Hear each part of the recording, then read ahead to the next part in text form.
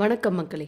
இந்த பதிவில் நாம் பார்க்க போகிறது 108 திவ்ய தேசங்களில் முதல் திவ்ய தேசமான ஸ்ரீரங்கம் அருள்மிகு அரங்கநாத சுவாமி கோவில் பற்றி தான்.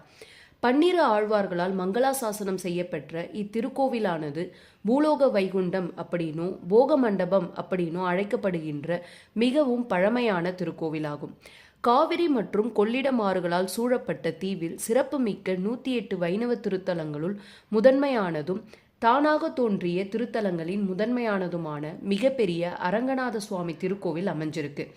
மேலும் மற்ற வைணவ திருத்தலங்களின் தலைமை பீடமாக இத்திருத்தலம் கருதப்படுகிறது. 7 சுற்று மதில்களுக்குள் அமைந்துள்ள இத்திருவரங்கத்தில் 21 கோபுரங்கள் அமைக்கப்பட்டுள்ளன. இவற்றுள் கோவிலின் ராஜகோபுரமானது 236 அடி உயரமும் 13 நிலைகளும் 13 கலசங்களும் கொண்டு தென்னிந்தியாவிலேயே பெரிய கோபுரமாக விளங்குகிறது. இக்கோவில் 52 உபசன்னதிகளும் ஓம் என்னும் பிரணவ வடிவிலான தங்க விமானமும் கொண்டு 156 ஏக்கர் பரப்பளவில் அமைந்துள்ளது.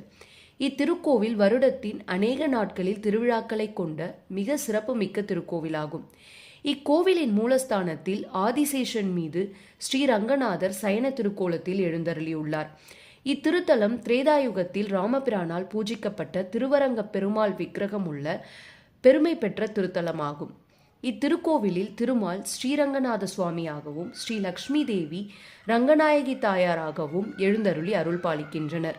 பூலோக வைகுண்டம் அப்படின்னு அழைக்கப்படுகின்ற சிறப்பு மிக்க இத்திருக்கோவிலின் தெய்வீகமான மற்றும் மிக சுவாரஸ்யமான புராண வரலாற்றை பற்றி கீழே கொடுக்கப்பட்டுள்ள லிங்க்ல முழுமையாக போட்டிருக்கோம், பார்த்து தெரிஞ்சுக்கோங்க. இந்த பதிவு உபயோகமாக இருந்தால் லைக் பண்ணுங்க. மற்ற திவ்ய தேசங்களை பற்றியும் தெரிந்து கொள்ள நம்ம சேனலை சப்ஸ்கிரைப் பண்ணுங்க. நன்றி.